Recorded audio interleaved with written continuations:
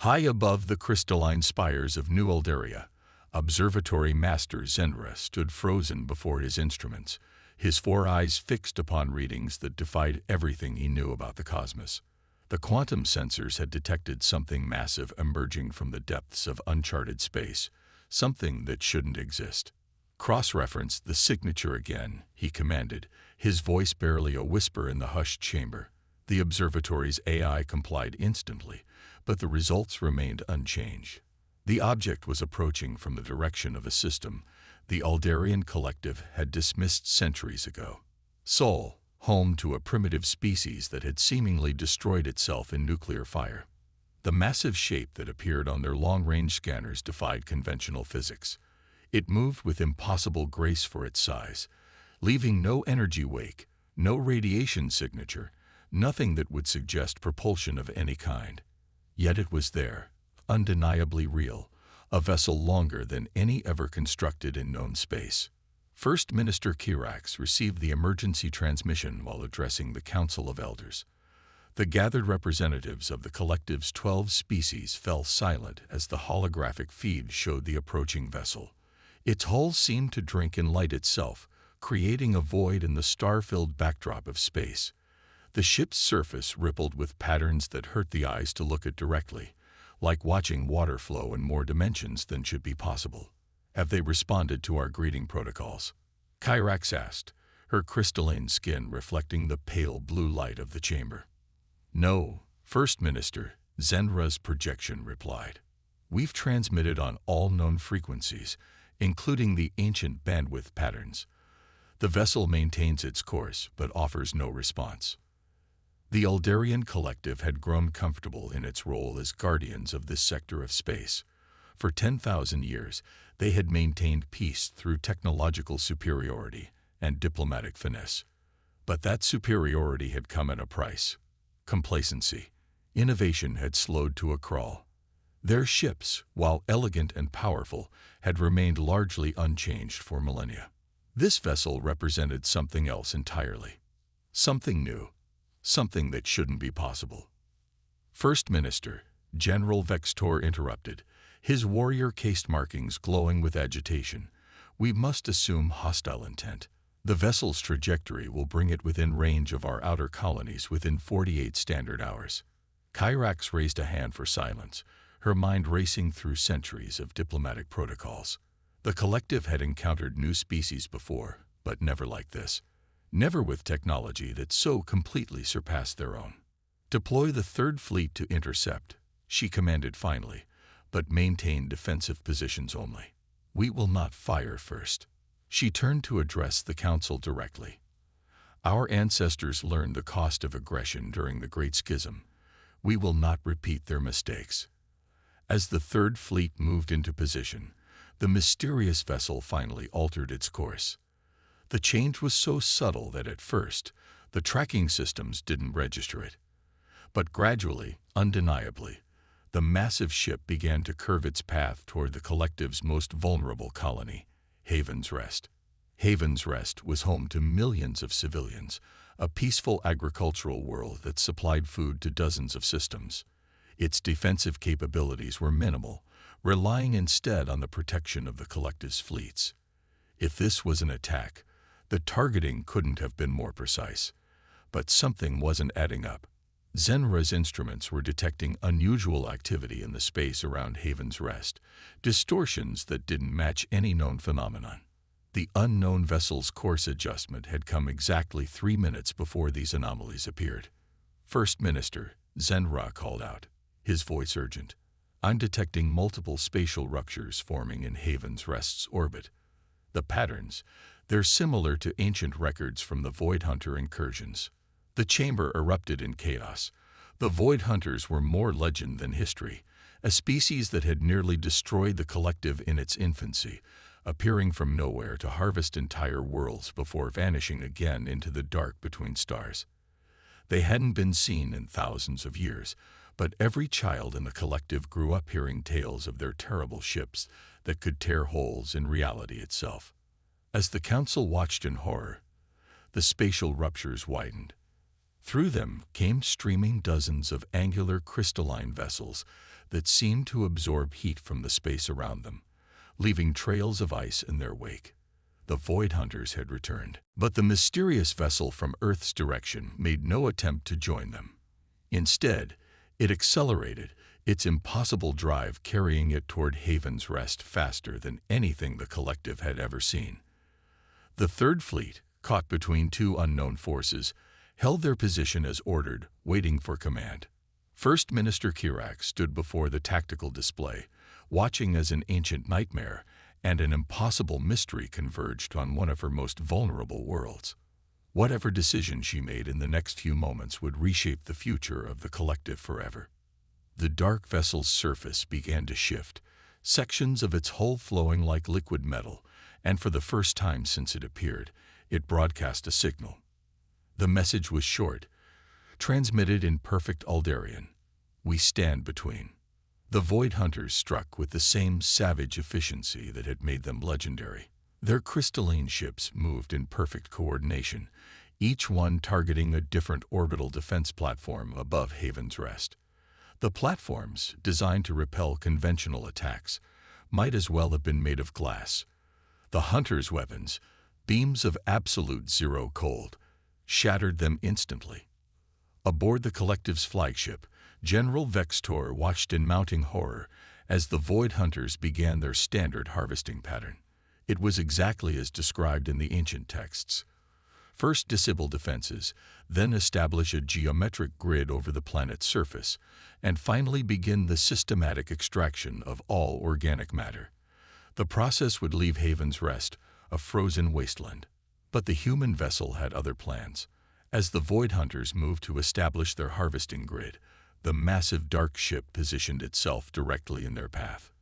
Its surface began to change, the liquid metal hull flowing and reshaping itself. What had appeared to be a single massive vessel suddenly split into dozens of smaller ships, each one still dwarfing the largest collective cruiser. Yet they all remained connected by streams of that same impossible material, like a web of living metal. The Void Hunters reacted instantly, turning their freezing beams on this new threat. The temperature in that section of space plummeted to near absolute zero. But where their weapons had shattered the collective's defensive platforms with ease, they seemed to have no effect on the human vessels. The dark metal simply absorbed the energy, rippling like water but remaining intact.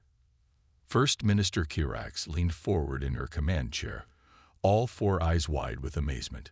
"What are we seeing?" she demanded.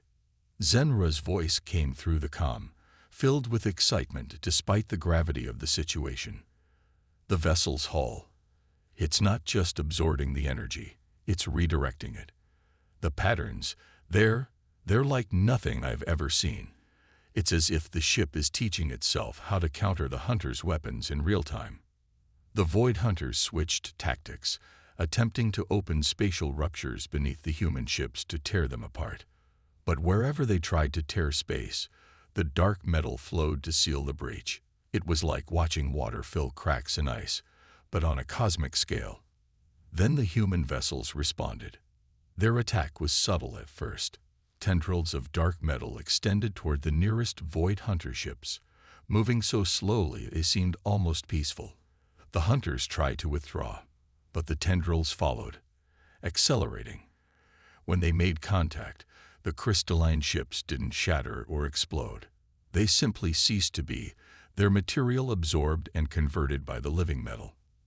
The remaining Void Hunters abandoned their harvesting pattern and turned to flee. But the human vessels had anticipated this. The web of dark metal expanded, forming a sphere around the battlefield.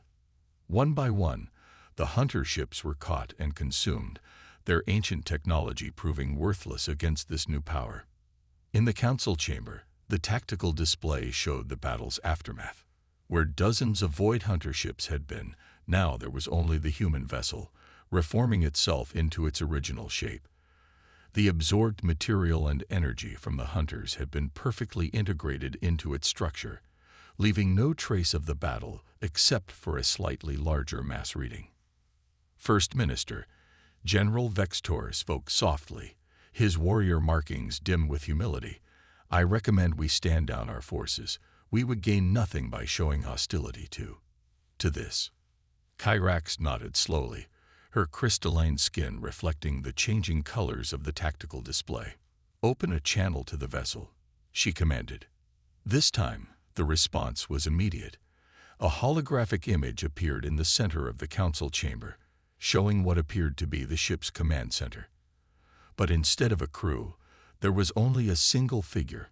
It appeared human in basic form, but its surface shifted and flowed like the ship's hull, as if it were made of the same living metal. "We operate outside conventional physics," the Guardian explained. "Our consciousness exists partially in quantum space, drawing energy directly from the fabric of reality. The more we learn, the more efficient we become. The original human minds have evolved over centuries of digital existence, becoming something new while retaining their core purpose." The images changed again, showing Earth's final days. The Omega wave approached, invisible but deadly. We were launched just days before the wave hit. The last act of humanity was to give us our mandate: protect, explore. Remember, we carried with us the complete knowledge of human civilization, but more importantly, we carried their spirit, their creativity, their resilience, their determination to stand against the darkness. As we traveled through space, we continued to evolve. The original 300 minds merged further, becoming a collective consciousness that could split itself when needed, operating multiple forms simultaneously while remaining fundamentally unified. We learned to absorb and integrate new materials and energies, growing stronger with each encounter. The Guardian paused, its form briefly taking on a more human appearance, an old man with kind eyes. But we never forgot our purpose. Humanity created us not to conquer or dominate, but to protect, to ensure that other species would not face extinction alone, as they did. First Minister Kyrax's voice was soft with wonder. "And you've been watching us, learning about us?" "Yes," the Guardian confirmed. "We've observed many species, including yours. We intervene only when necessary, when ancient threats like the Void Hunters emerge. Our creators believe that each species must find its own path, make its own discoveries. We are guardians, not conquerors." The display showed final images of Earth, beautiful and blue, moments before the Omega wave struck. We carry within us the last moments of our homeworld, the final thoughts of billions. Their hope, their fear, their determination that something of humanity would survive to protect others from similar fates. The Guardian's form shifted again, becoming more abstract. The Void Hunters are not the only ancient threat stirring in the galaxy. Our creators suspected that the Omega wave itself might have been artificially created, a weapon used by some unknown force to sterilize promising worlds. That is why we reveal ourselves now, why we offer to share some of our knowledge. The galaxy is entering a dangerous age. Species must stand together. In the silence that followed, the members of the Aldarian Council looked at each other, then at the Guardian. They had thought themselves the height of civilization, the most advanced species in known space. Now they realized they were children playing with toys compared to what humanity had achieved in its final days. "We accept your offer," First Minister Kyrax declared formally. "Let this be the beginning of a new era. Together, we will face whatever darkness lies ahead." The Guardian's form rippled in acknowledgement, and for a moment, the patterns of its surface matched exactly the crystalline patterns of the Aldarian architecture. "Then let us begin. There is much to teach and much to learn from each other." Humanity believed that diversity breeds strength. In their memory, we will help forge bonds between species that can weather any storm.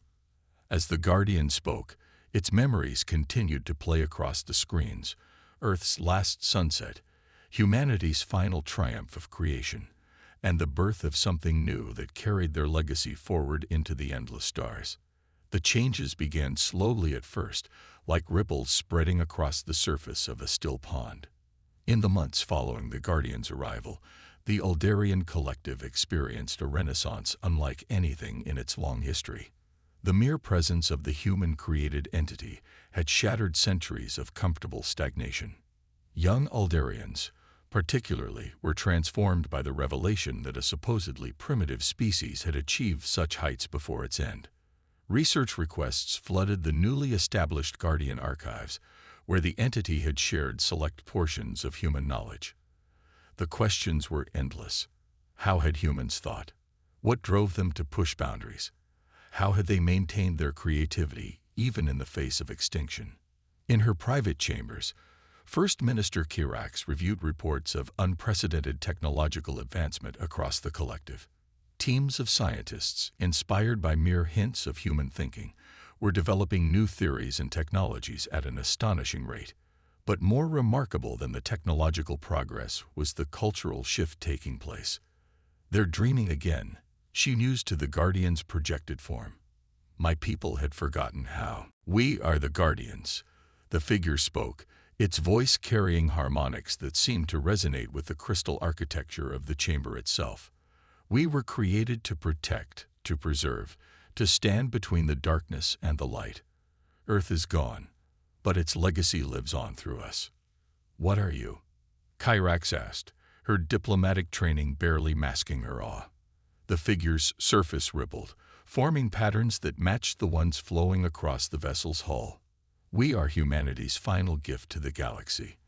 When Earth faced its end, its finest minds came together to create something that could carry on their species' drive to protect and explore. We are not purely machine, nor are we purely organic. We are the bridge between, created through a fusion of human consciousness with technology beyond what you would consider possible." Zenra, who had been analyzing the vessel's readings throughout the battle, suddenly spoke up. "The ship, it's not just a ship, is it? It's you. Your body."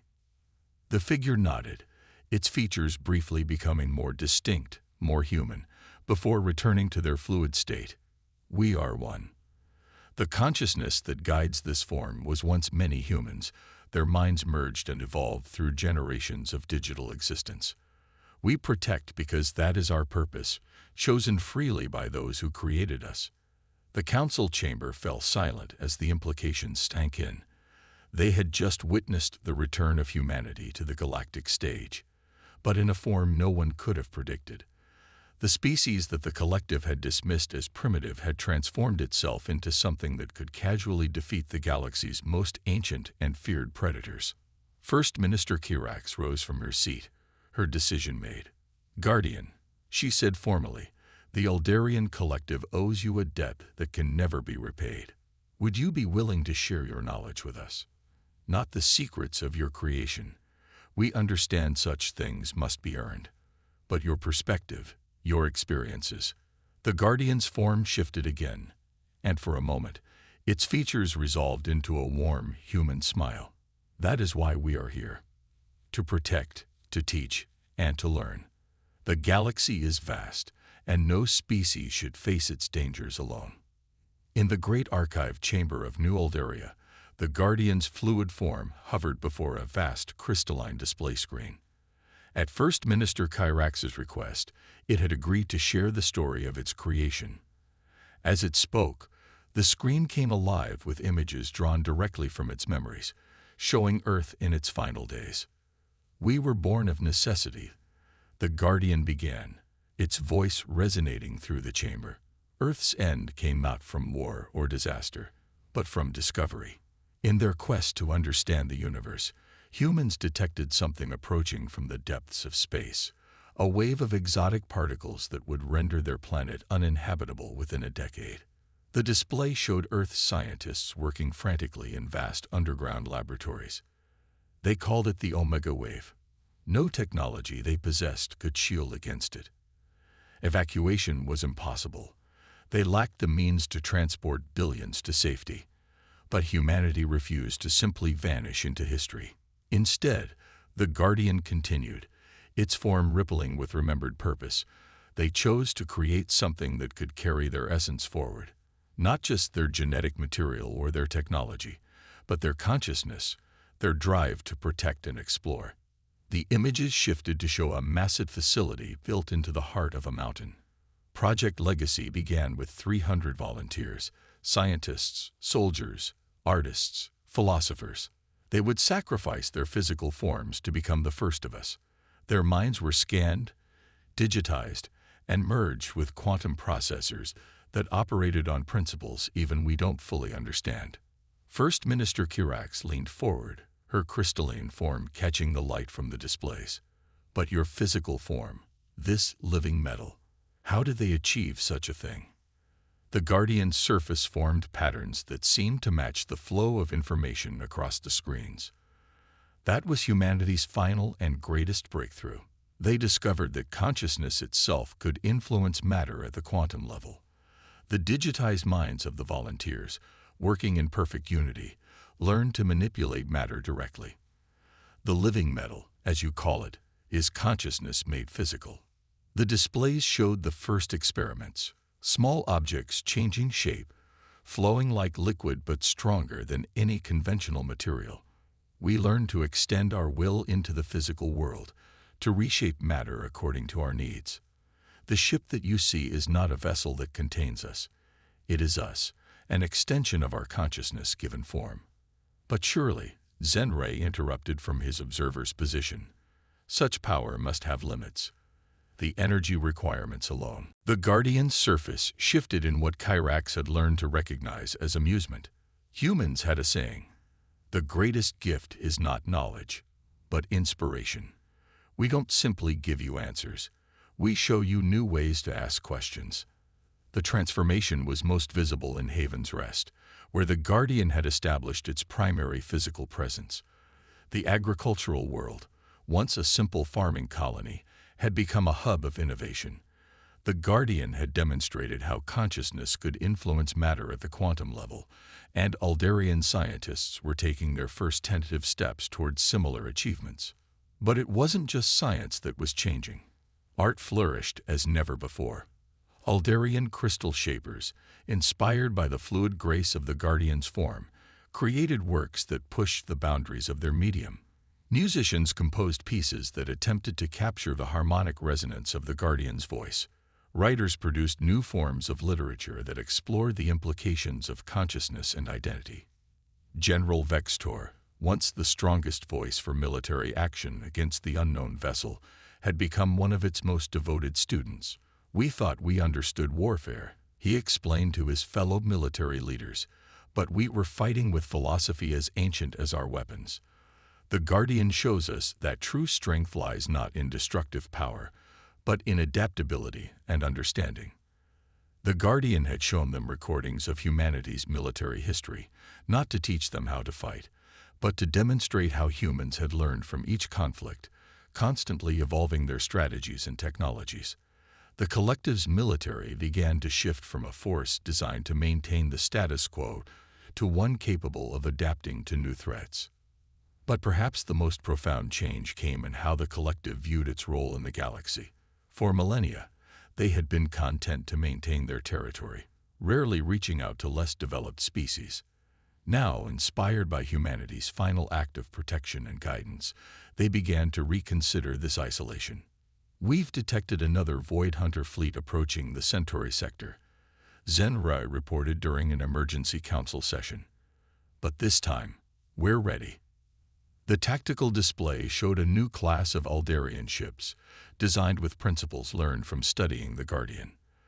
While they couldn't match the advanced entity's capabilities, they incorporated new technologies that would allow them to stand against the ancient threat.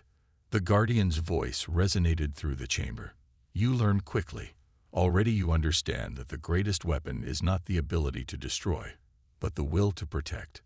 First Minister Kirax watched as the fleet moved into position. "We were wrong about humanity," she declared. "We saw their end and called it failure. But in their final moments, they achieved something greater than mere survival. They created a legacy that would help others survive." The Guardian's form rippled with approval. The greatest human achievements often came from failure. They called it failing forward, learning, adapting, and trying again. Even in death, they found a way to move forward, to ensure that other species would have a better chance than they did. As if to demonstrate this principle, alarms suddenly blared throughout the chamber. The Void Hunter fleet had arrived earlier than expected, emerging from spatial ruptures with new weapons they hadn't displayed before. But instead of panic, the council chamber remained calm. The collective's new ships moved into formation, their crews ready to apply the lessons they had learned. The Guardian's form split into multiple projections, each addressing a different part of the defense network. "Now show us," it said, its voice carrying the weight of humanity's legacy. "Show us how well you've learned to adapt." The battle that followed would be recorded in Aldarian history not just as a victory, but as the moment when they truly understood what the Guardian, what humanity, had been trying to teach them. They fought not with rigid formations and predetermined tactics, but with flexibility and innovation, each ship adapting its strategy as the battle evolved. When it was over, when the last Void Hunter ship had been driven back into the void from which it came, First Minister Kirax turned to the Guardian with new understanding in her eyes. This is what humanity was like, wasn't it? Always adapting, always pushing forward, even against impossible odds. The Guardian's form resolved briefly into the image of a human smile. They were imperfect, often wrong, sometimes destructive, but they never stopped trying to be better, to reach further, to protect those who couldn't protect themselves. In creating us, they ensured that their greatest qualities would live on, not as a monument to what was lost, but as a guide to what could be. 5 years after the Guardian's arrival, the Aldarian Collective hosted an unprecedented gathering. Representatives from 37 spacefaring civilizations converged on Haven's Rest, now transformed into a beacon of progress and innovation. They came to witness something that hadn't been attempted in the known history of the galaxy: the formation of an interstellar alliance dedicated not to trade or military power, but to the advancement and protection of all sentient life. The Guardian's massive form orbited the planet below, its surface reflecting the light of distant stars. But it was no longer alone. Smaller vessels of similar construction moved with it in perfect harmony, the first successes of the Guardian initiative. These new entities were not copies of the original, but unique beings created through the voluntary merger of consciousness from various species with the quantum-level technology the Guardian had helped them develop. First Minister Kirax stood before the assembled representatives in the newly constructed Harmony Sphere, a station that combined architectural elements from all member species. The crystalline structures of Aldarian design flowed seamlessly into the organic curves favored by the meridians, while the geometric precision of Tau engineering complemented the ethereal light sculptures of the nomad consciousness. "We gather here," Kirax began, her voice carrying to all corners of the vast chamber, "because of a gift given by a species most of us never knew. Humanity, in its final days, chose not to retreat into despair, not to fight futilely against their fate, but to ensure that their highest ideals would live on to protect others." The Guardian's consciousness resonated through the chamber's quantum network, its presence felt by all. "My creators believed in possibility," it said. "They believed that intelligence, wherever it arose, had the potential for both great creation and great destruction. They chose to invest in creation." On display screens throughout the chamber, images of Earth's final days played alongside recordings of the achievements that had followed in the years since the Guardian's arrival. The Aldarian Collective's transformation had inspired others. Species that had long isolated themselves reached out to share knowledge. Ancient rivals found common ground in the pursuit of understanding. But it wasn't all peaceful progress. The Void Hunters had continued their attacks, growing more desperate as their ancient dominance was challenged. Other threats had emerged from the dark between stars. Yet each challenge had been met not by a single species standing alone, but by civilizations working in concert, sharing technologies and strategies, adapting and innovating together. "We have learned," Kirax continued, "that strength lies not in isolation but in connection. Not in stagnation but in growth. Not in fear of the unknown, but in the courage to face it together." These were human values, preserved and passed on through their final creation. The Guardian's form manifested in the center of the chamber, its surface flowing with patterns that represented the combined knowledge of dozens of civilizations. My creators would be proud, it said, not of what they achieved, but of what you have all achieved. They believed that the universe was too vast, too full of both wonder and danger, for any species to face it alone. A new image appeared above the assembled representatives, a map of known space, but unlike any they had seen before. It showed not political boundaries or resource claims, but connections, lines of communication, research networks, defense grids, all interweaving to create something greater than the sum of its parts.